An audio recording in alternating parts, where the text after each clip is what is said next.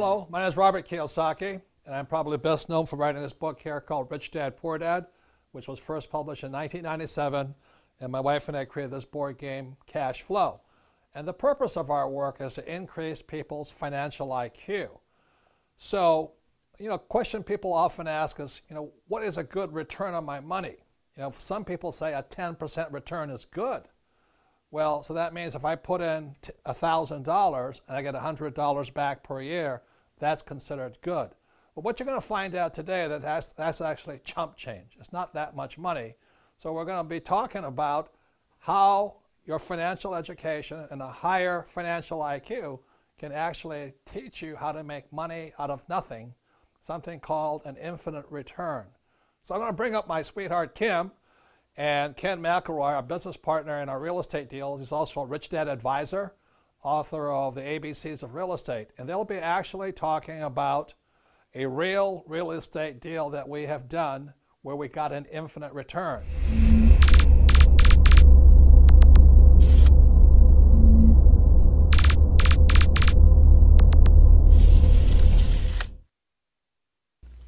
Hi, I'm Kim Kiyosaki, the co-founder of the Rich Dad Company along with my husband Robert, and I'm also the author of Rich Woman. This is a book for women on money and investing because we women need to take care of ourselves financially and be prepared for whatever comes our way. And I'm Ken McElroy, Rich Dad advisor and property investor, and we're going to talk today about principles in this book, which are basically how to buy properties at cash flow and produce infinite returns. And when Ken and I and Robert first met, the reason we got together is because we are so aligned on our philosophy, especially about cash flow. And management. When I read Rich Dad, Poor Dad, I said, this is the only book I've ever read that likes property management. So this is a deal that we've actually done. We did this in 2004 in Tucson, Arizona. These are numbers we're going to show you today that are real, actual numbers. So let's just start off on what this property was. Yeah, what it was is it's a 144 unit property that's located in Tucson, Arizona, and it had 10 acres of land right next door. And so it had the ability to build an additional 100 plus units on it. So that's really why I brought it to you guys and why you ended up investing in it. So the reason I like this deal is because it was 144 units plus land. So we bought the property for $7.1 million and the land for $500,000.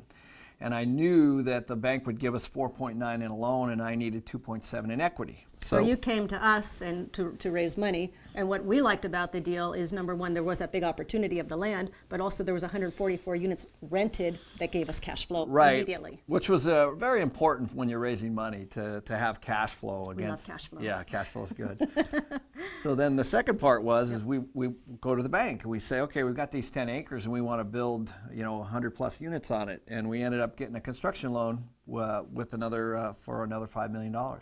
And with that construction loan, we built 108 units. So at that point, we had 108 plus 144, 252 units that were built.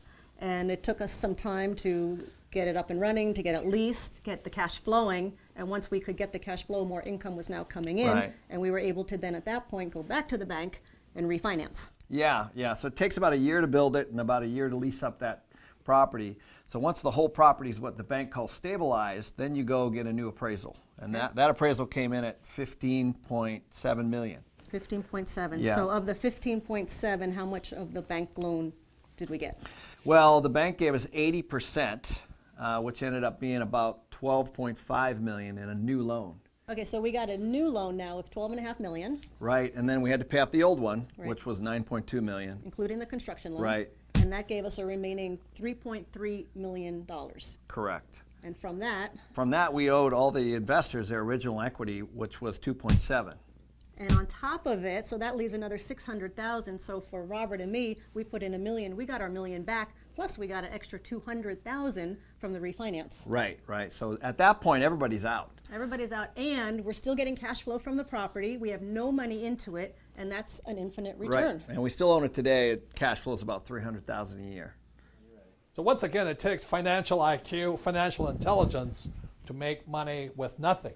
But making money is only part of the story. The next question is, how do you pay less in taxes for the money you make?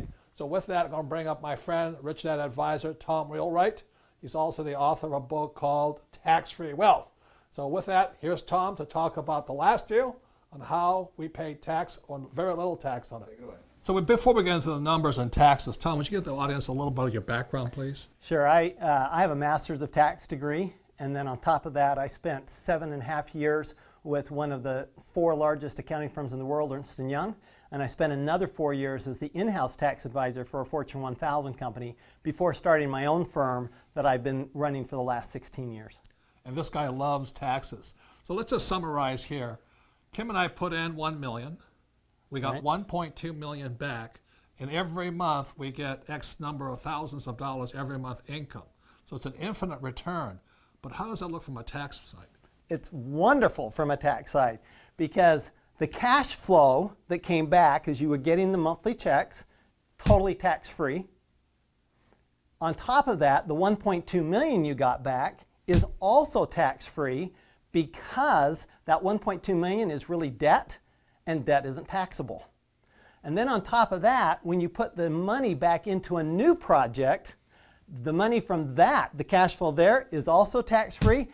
And in addition, because there's so much tax benefits in these real estate deals, you also got to use tax benefits from the real estate to offset other income, and the government actually wrote you a check. Right. And the thing about it, the government wants you to do this because, number one, we provide housing, okay? And we use debt because they want us to use debt. They want us to borrow money. That's exactly right. The tax law is merely a series of incentives for real estate investors, other investors, and business owners.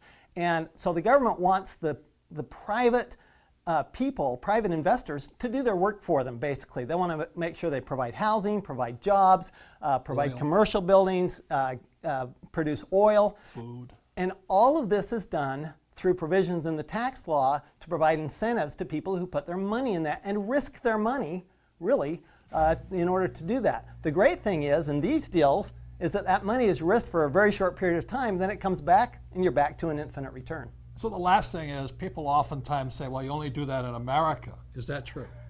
What's great, and in my book, Tax-Free Wealth, I talk about how this applies to every country. There are lots of countries that have these exact same provisions, and the tax law in every country is really just a series of incentive plans. That's all it is.